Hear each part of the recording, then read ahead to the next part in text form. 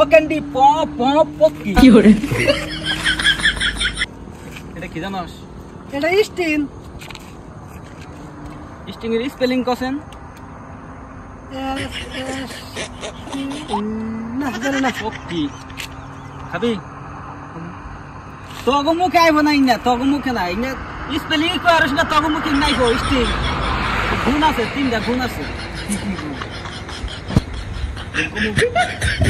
এক নম্বর এটা খাবি খাইরা যদি রাস্তা এটা যাস সেরি মান দেখতি